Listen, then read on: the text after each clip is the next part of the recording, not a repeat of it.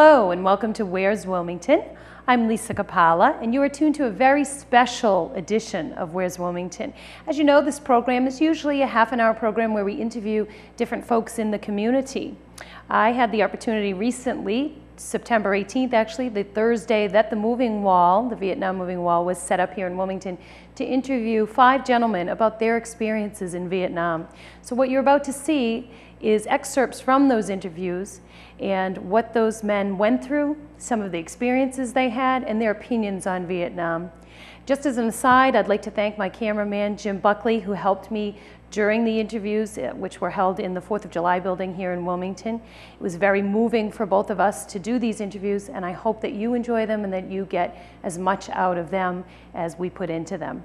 I'd also like to thank all of the gentlemen that were interviewed for being so open to all of my questions and for answering so honestly about a time that was very difficult for them. So please enjoy these interviews. Thanks. I'm here with Frank Birmingham. Mr. Birmingham, pleasure to meet you. My pleasure. I'm afraid I'm one of the few people who did not attend one of your classes because I'm a Tewksbury girl. But you're a Wilmington school administrator, teacher, what capacity? I teach 7th grade social studies at the Wilmington Middle School. Fun, fun, fun. It's a great job. So tell me about why you're here at the Moving Wall and what you want us to know. I know you have an interesting history about why the Vietnam experience, if you will, is so important to you. Let's share that. Well, I was of the age of Vietnam. When Vietnam, the first casualty occurred in Vietnam, I was in 8th grade. Okay, since I teach middle school now, I really feel, you know, I wanted my students to be aware of the whole Vietnam experience. Okay, when you talk to your students, how much about Vietnam do they know, and what are their concepts? Each year, do you see them knowing more, knowing less? Just give us an idea of what the basic kids around here know about Vietnam. Well, I would say that I think the Vietnam War could be a forgotten war. However, I would say that my students, in fact, at the school, the Wilmington Middle School, they are very much aware of it. And it's people like Dave Orndorff and Fred Shine that I've arranged to come in and speak to my students. In fact, not only my 7th grade students, but the 8th grade students and the 6th grade students. Can you tell us, backtrack a little bit and tell us, Sure. those gentlemen, what is the significance of you having them come? I'm not familiar with their names. Okay, with the moving wall coming to Wilmington, I've had both of these gentlemen who were Wilmington people, Vietnam veterans, come and speak to the students. Okay. In fact, yesterday, they both came and addressed all 950 some odd students. It puts a face to the conflict and it makes it more real for them. Absolutely. Okay. Dave Orndorff had, graduated from Wilmington High School, had gone in the United States Army, and had served in Vietnam. He spoke of his experiences in Vietnam and then was able to answer questions that the kids had of him. What kind of things do they want to know? What it was like to, how he felt as a former Wilmington kid going to Vietnam and what he did in Vietnam, how he felt going over there, and I think that was a great answer. I remember Dave said that it was kind of like the way you feel on Halloween, but he felt that way from the day he touched down in Vietnam to the day he left in Vietnam. Frightened all the time, but there to do his job. I think Dave and Fred Shine and myself, we tried to get the idea that, these kids, especially the 4 veterans from Wilmington who gave their lives in defense of our American policy in Vietnam, had occupied a 6th grade seat, a 7th grade seat, an 8th grade seat. And as we were talking to them, saying that, these, the 4 kids from Wilmington were where these students are now, and they just went to serve their country. And unfortunately, they didn't come home. Many of the Wilmington kids who went to Vietnam came home and continued on with their lives. Why is it important, in your opinion, that we have people like Fred Shine and Dave that you mentioned? Why do you feel it's important that they tell us these things? What's the impact? What are you trying to achieve with doing this? Certainly to make them aware of what my generation went through, and to make sure that their generation, as they are the carriers of our future, don't have to make mistakes in leading our country on. How did you feel back then? Do you remember back then with Vietnam going on? What was I it do. like for you as a 7th, 8th, 9th grader? Well, you know, not as much as a 7th, 8th grade and 9th grader, but when I get into college, certainly Vietnam was hot and heavy. Right. With the draft at that time, it was the type of thing that you had to progress in college or you were going to be sucked in by the draft. When I changed majors in college, I was about to be drafted. To avoid the draft, what I did was I signed up in the United States Navy Reserves. Okay. And I was in a flight officer training program. So it allowed me to complete my college education. However, I did not make it through that flight officer program, so I went on active duty as an enlisted man. Okay. You make an interesting point. It sounds like there were different avenues you could pursue to, quote, get out of this experience. I don't think we have that now, a concept of, am I going to go to Canada? Am I going to do reserves? Am I just going to enlist? Am I going to be drafted? It was a very different time that way. Can you speak to that a little bit about what the climate was like? Were people saying to you, what are you going to do? Are you going to go to Canada? What are you going to do? Well, I'm going to sign up. What was that like? Certainly, everybody, as I mentioned to my classes today, everybody was aware of it, because if you weren't a male facing the draft, you were a female, and your boyfriend or your uncle or your brother was facing the draft. So everybody was involved, and I would say, I was proud of my generation, because I would say that we were actively involved. You know, we were actively supporting the war, or we were actively demonstrating against the war. Right. And it's, you know, today, you know, we've got some military conflicts going on, but people, you know, aren't as actively involved because they're not faced with it firsthand. With the draft, you mean? Certainly not. Certainly not. So people can just step back and say, okay, it's going on, but it's not going to impact me directly. I think we have more choice than you folks had at that time. Thank God that we do have the men, the warriors that do step up to you know, support our policies overseas. Whether we agree with the war, we can certainly, and we should, definitely continue to support the warrior. Let me ask you a tough question. Did you feel guilty that you went the route that you did and didn't enlist after you saw what happened and how many people were killed? Did you feel a sense of guilt, or did you feel like, no, you did the right thing the way you handled it? And I know it's a tough thing to ask, but... Did I feel guilty? Well, you know, I did serve on active duty. Right. Not in Vietnam. Right. You know what I'm getting at. I didn't mean to insult your record. No, not at all. Not at all. You had that sense. Not a problem. Did I feel guilty I did not go to Vietnam? No. I did not feel guilty. I felt fortunate. You know, did I feel guilt? Did I feel guilt that classmates of mine lost their lives in Vietnam? Of course. And that's human. That's your human side. To this day. And that is why you do what you do, and why you make it so important that the youth in this country knows what was paid for. Absolutely. Yeah. I'm very proud that our students will be coming over to visit the wall tomorrow. Excellent. And they, I think, are looking forward to it, and they will treat it with the respect that it deserves. For the 58,200 plus who lost their lives or were missing in action, as well as for those who returned. Right. And also, it makes you know that what you're doing is moving in the right direction. You're passing on the message, and that's so crucial. Absolutely. So crucial that we get the word out. Anything else you'd like our viewers to know, or you'd like to share with us while we have you? I'd like to thank the Veterans Administration, Lou Semeglia, people like, again, Dave Oendorf, Fred Shine, and the people who are volunteering here to make this a real thing. Right. You know, when I used to take students to Washington, D.C., and we used to see the Vietnam Memorial Wall, they knew of the wall and they knew what it meant. I remember one of the years that my own daughter came with me as an 8th grader on the 8th grade field trip, and we had Scott Fullerton, whose uncle, Jackie Fullerton, had given his life in Vietnam, and he came down there and he actually placed the wreath on the Tomb of the Unknown Soldier. The kids went and they found the names of the 4 kids from Wilmington.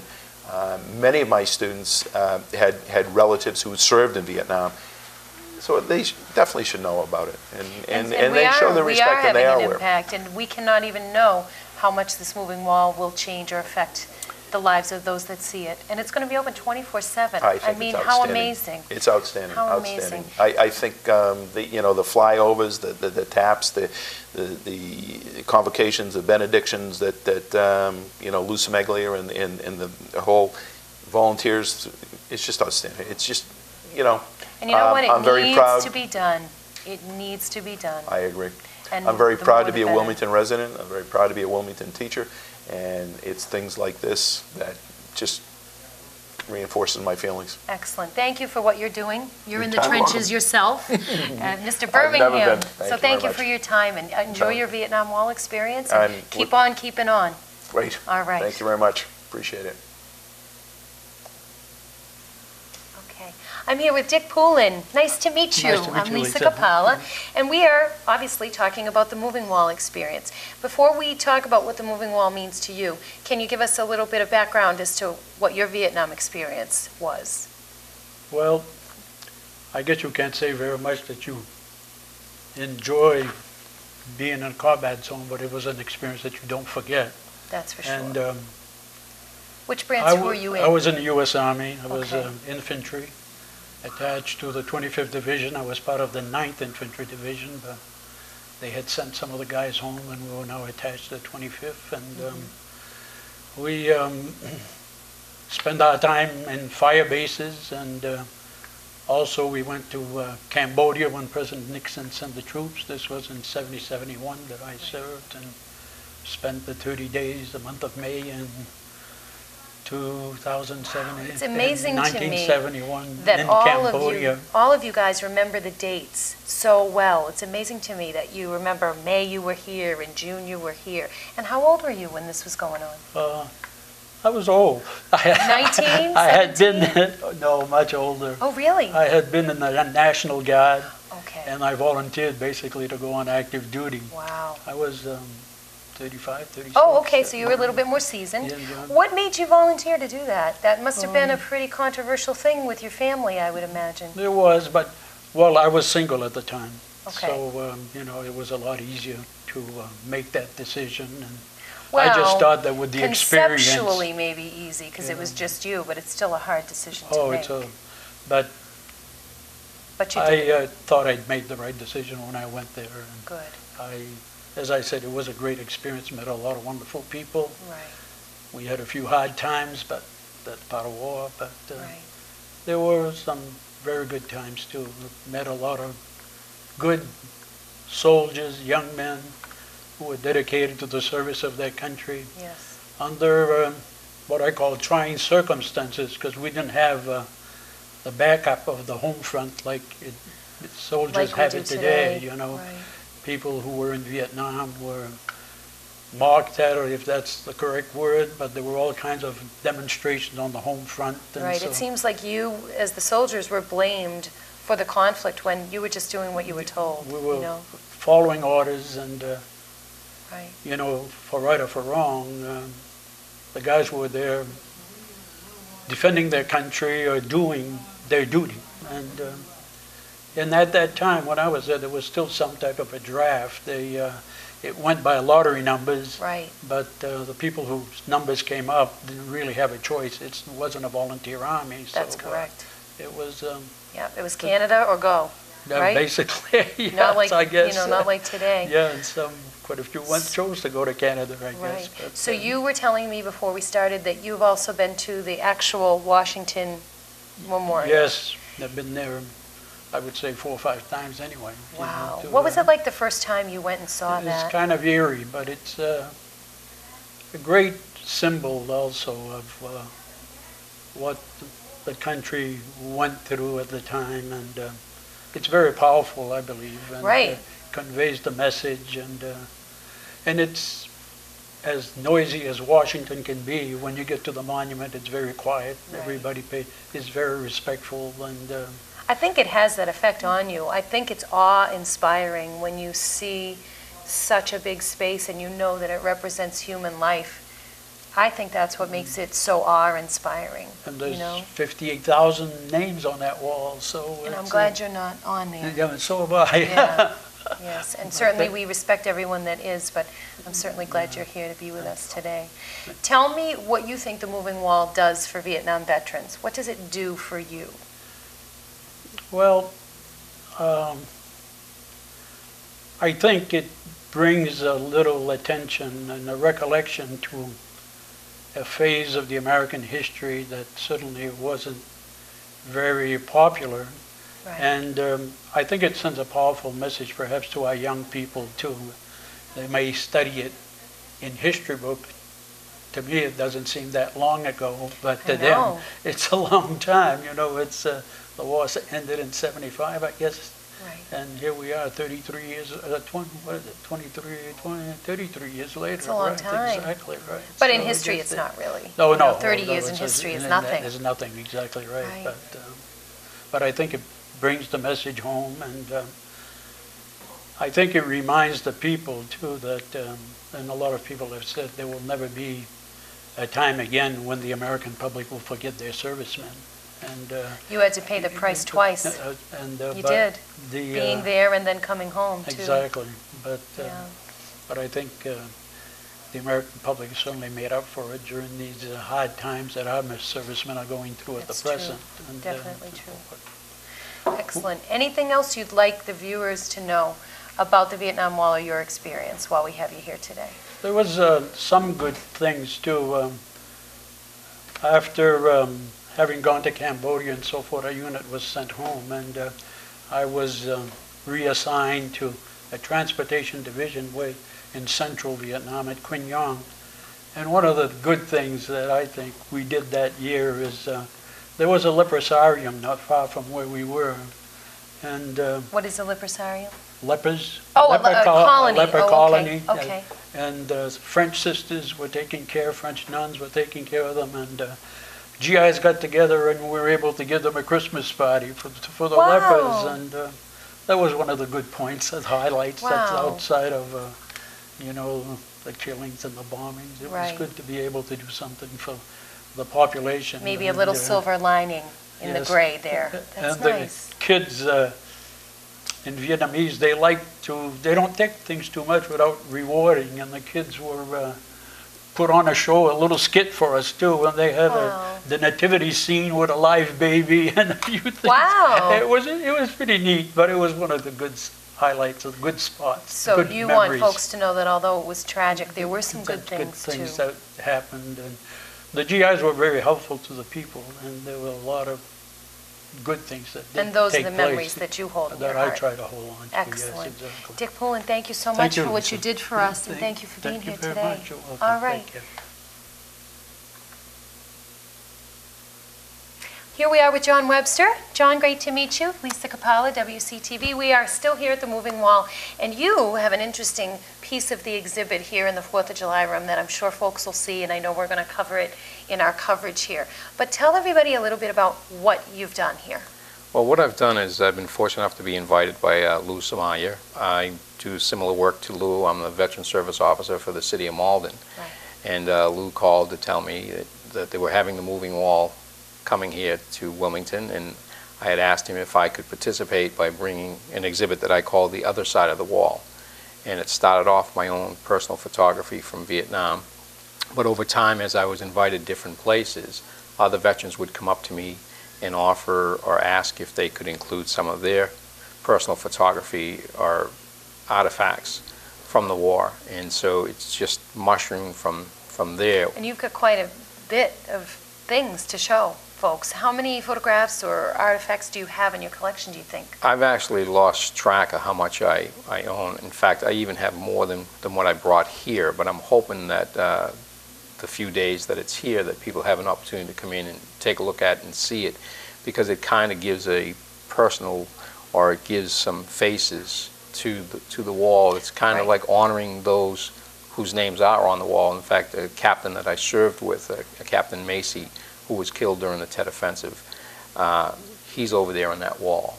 You know, so it kind of connects it for you. Makes it more personal, as Exactly. if it weren't personal enough already. This really drives it home. You have some oil paintings also, very unusual things that you have, not just regular photographs you know, that we would think of, but you have some really interesting pieces of art as well in your collection too. Well, there's one piece there, and quite often, whenever I take this exhibit around, something happens each and every time. And this morning when I came, it happened where totally unexpected.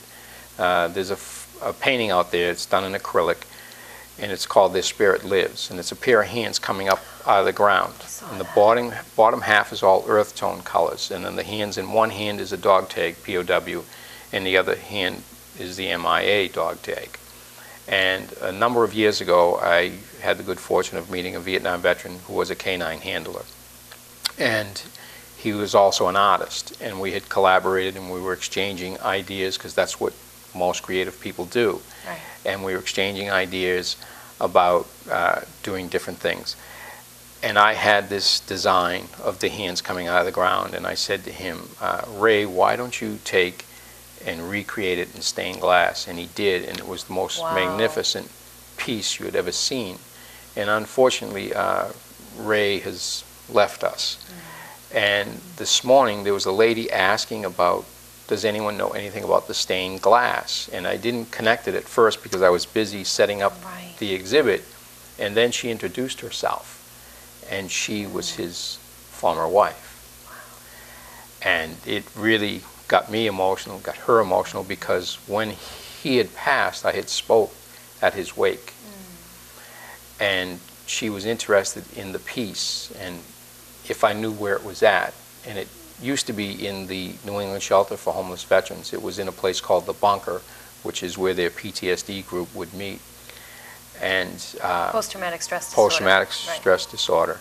And it's just a term because we're a society of labels, but in World War II, it was called shell shock. Korea, it was shell shock, and the modern terminology now is PTSD, but it really relates to one's war experiences. Surviving trauma and how your body and mind copes with that. And so Ray had created this incredible piece, and that's where it was. And it has since left the shelter. One of the fellows that ran that program has left, and he took the piece with him. So she gave me her phone number.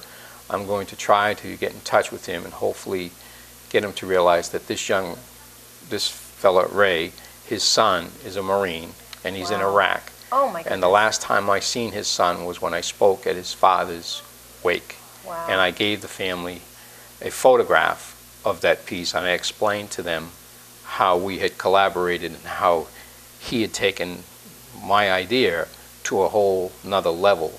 And it's just amazing. And you will find the piece, and it will go to its rightful owner. You will. I hope so. You absolutely will. That's how the universe works. She asked me if I could, when he comes home, I'll get to see him again and meet him, and I'm sure that his dad would be quite proud of him. So why do you do what you do, really? My family asks me that all the time, but the reason why I do it is for exactly what happened today. I've never, ever had this exhibit anyplace that somebody hasn't come up to me and shared something. There's a series of photographs out there. You'll see it says U.S. Navy. The fella, I met him at UMass Boston. I had the exhibit there. He came up to me and gave me 150 slides, all of the Mekong Delta. And I said, oh, do you want me to take and have some of these made and give these back to you? And he said, no. He said, I see what you've done here, and I want you to have them. He said, it gives me an opportunity to let it go. And he mentioned that in his letter. So what I've done is I laminated the letter, and I had the slides put into a disc, and I had the photographs made from it, and I put it on a display board with the letter. And it's kind of like honoring what he had asked me to do. And he said to me, just be certain as you travel around that you mention the Brown River Navy.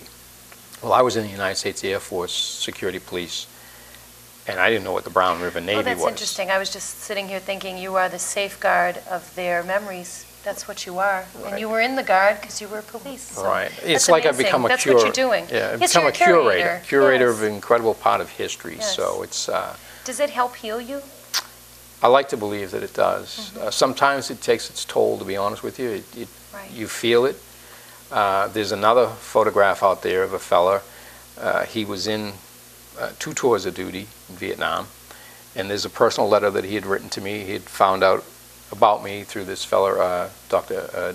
James Monroe, who's with a PTSD program in Boston. And he had sent me the letter, and he sent me the photograph. I took and framed them. And then when he came to the exhibit, our paths didn't cross.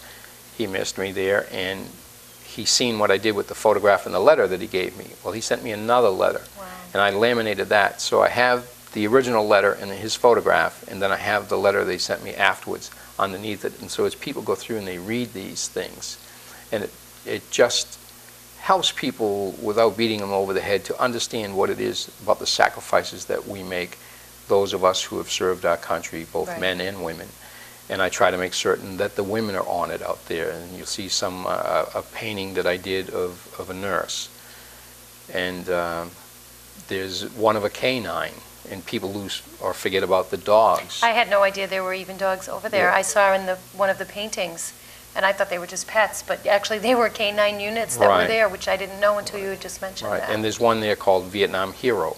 And I did it in what they call a limited palette. I only used 3 colors, all earth tone colors, but we didn't bring them home either.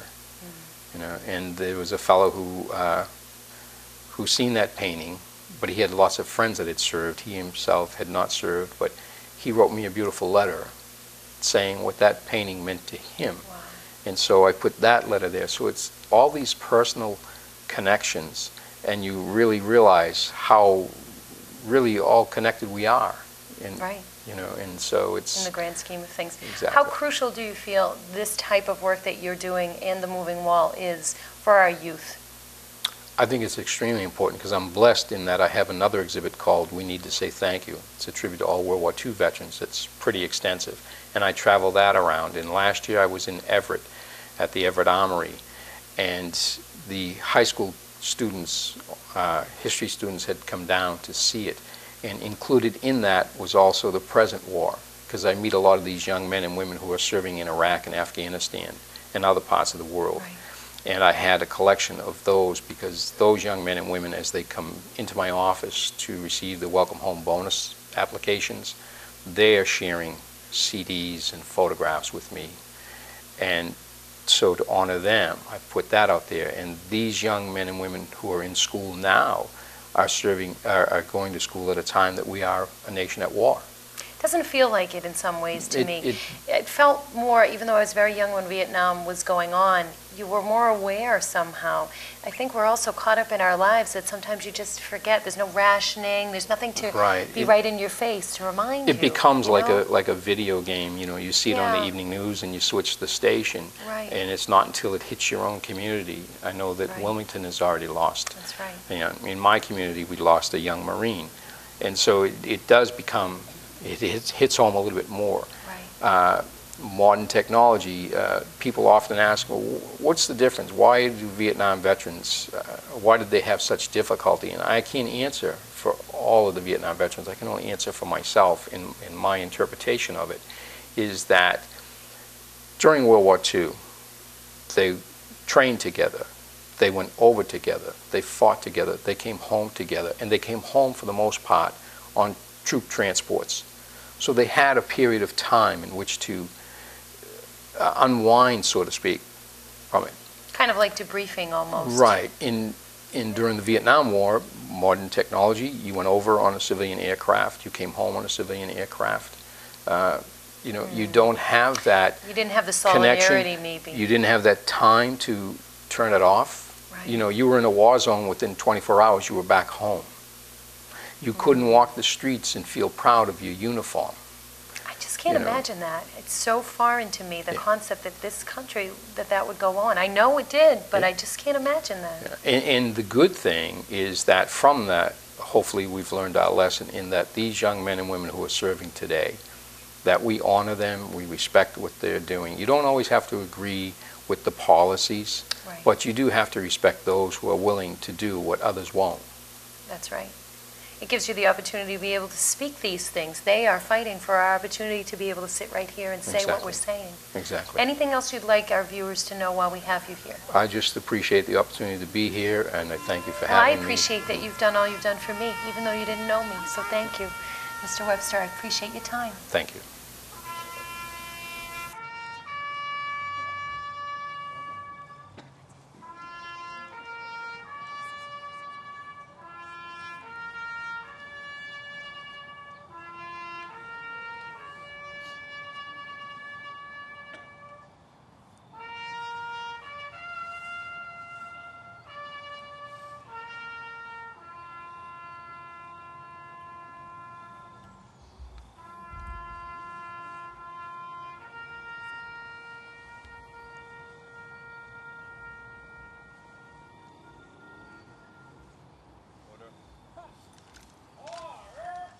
Hello, we are here at the 4th of July building in Wilmington, Massachusetts. It is September 18th, 2008.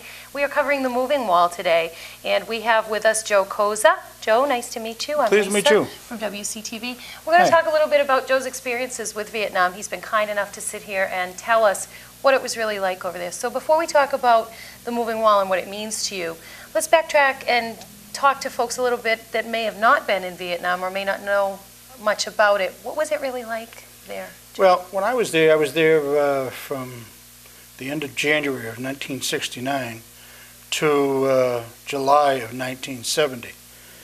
My unit was the 10th Chemical Platoon.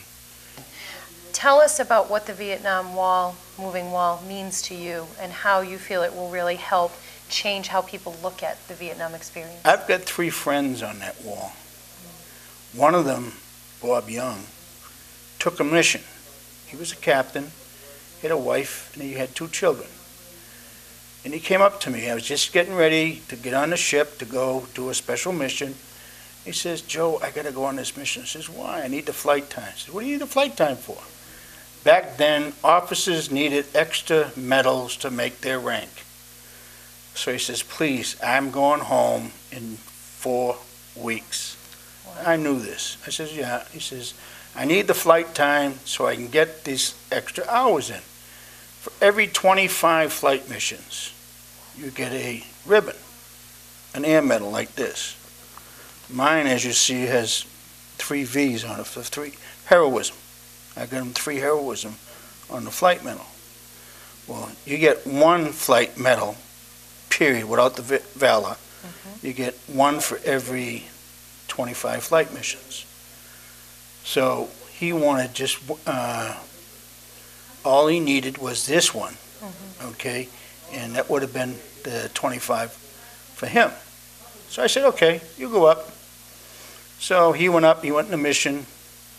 Would this have been in place of you going? Was he, oh, he was asking you to trade places with him. Yeah, he traded places with me. I went up and I took my equipment off and I went back up to headquarters there, to our unit. And then I went back down. I'm sitting there waiting for the ship to come back with the equipment and everything on the sniffer. And I'm waiting and waiting. I'm saying, geez, these guys are late. They're only supposed to be out 4 hours. And nothing. And all of a sudden, I get a call on the command ship. And they says, ship down. I said, what do you mean ship down? Ship down, burnt.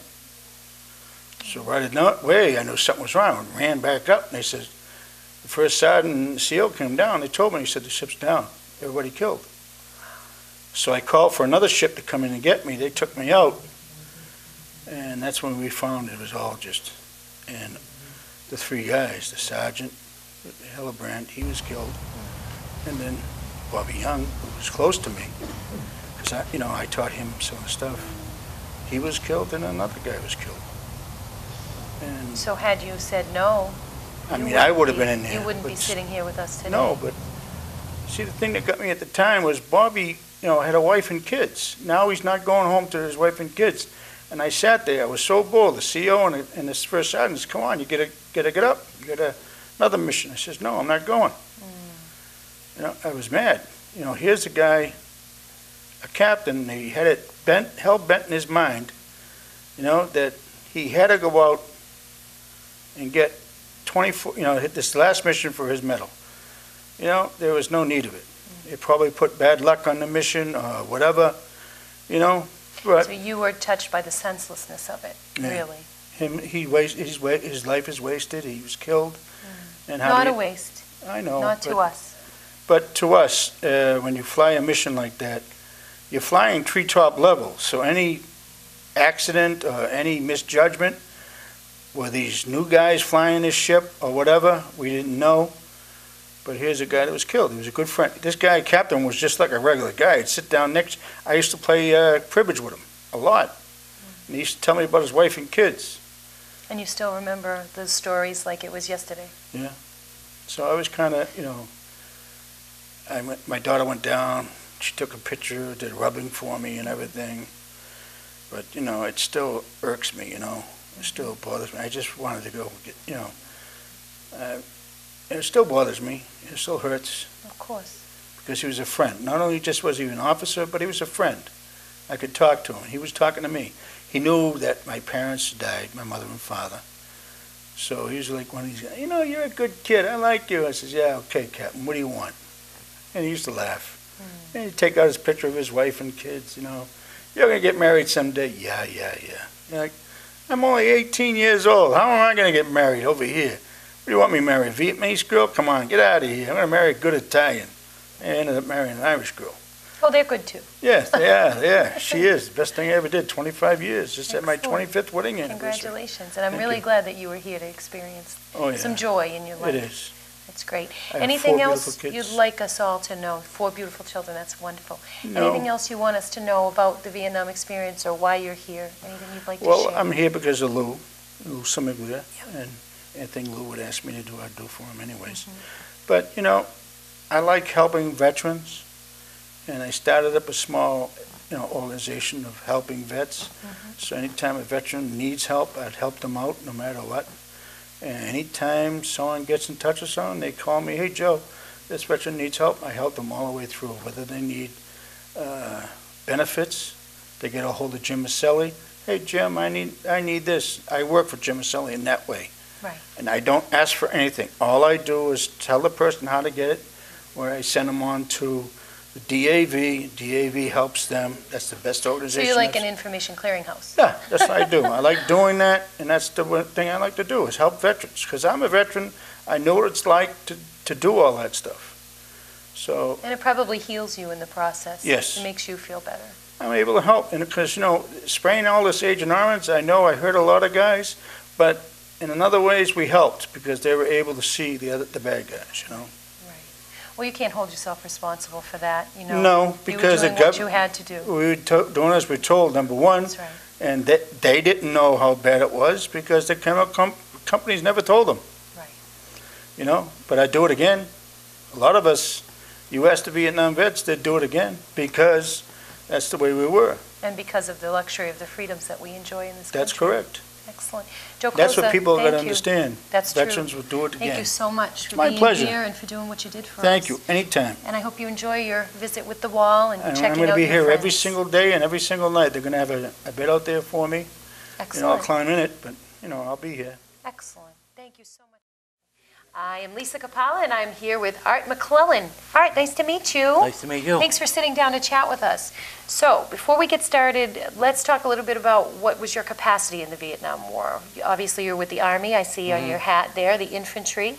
What did you do for us while you were over there? I volunteered for the draft. You volunteered for the draft? Yes. Wow. I wanted to find out, well, numerous reasons, but I wanted to find out what was going on over there. So you were curious. I You wanted found to- out, didn't you? I wanted to see if I could measure up as a soldier Really? in battle, in battle, Wow. Right. stuff Right. like that. How do you feel the moving wall helps veterans or folks that maybe don't know much about the Vietnam War?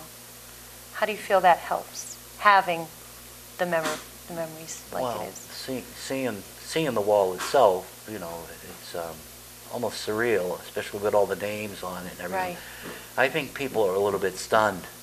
And I see all these little kids on these field trips going out in Washington and at the moving walls, and all these kids coming through all day long, all week long on field trips. And I think that's wonderful that the younger generations know what the hell happened, you know, and what's happening today, too. There seems to be a running theme with Vietnam veterans. We've talked to several today. All of you seem to be very involved in still helping people to heal. Yeah. That's remarkable to me. Well, I'm all about helping someone else. I've been helped. I force them to help me. The Vietnam veteran changed the VA system at a great, great loss, life loss. But over the years, we fought and fought and fought, and we changed that system, made it better, and made it a little bit better now for these young guys coming in, so they don't have to wait 20 or 30 years for help. They get the help immediately, and maybe in 5 years, they can settle down and get along with their life. Anything else you'd like folks to know while you're here today? I can't even remember what I said, but that's okay. you know, it comes from my heart. Whatever I'm saying comes from my heart. I have a lot of deep emotional issues. I have a lot of pain, a lot of anger, a lot of sadness, a lot of grief, a lot of guilt. I mean, you know, it's a lot of luggage. That's all luggage, normal you know. for what you've been through. Well, I will say that I am sorry for what role my ancestors played in putting you there, and you have my apologies and my forgiveness and my sorries. I hear you. 100 times over. But I'm fortunate because I'm sitting here and I'm alive. That's and my right. health is okay, and I survived Vietnam and the aftermath. So I'm one of the fortunate ones. That's right. And I'm a witness to the events that took place. Yes. So and we need you to tell us so that's that valuable. we never forget.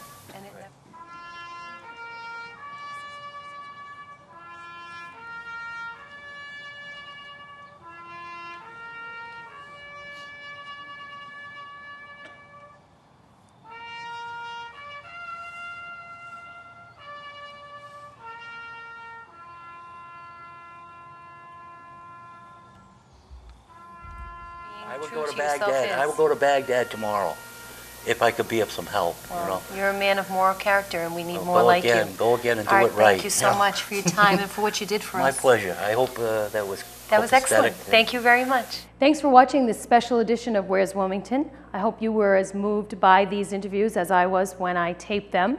Just to let you know, WCTV is compiling a documentary that's going to talk about the experiences that we shared here at the Moving Wall when it came to see us. So look for that. And also in March, the Friends of the Library will be doing the Wilmington Reads Project, Things That They Carried. So we're going to be talking a little bit more about that in the future. Thanks again for watching Where's Wilmington? And just remember, the next time somebody asks you, where's Wilmington? You tell them right here and right here on WCTV.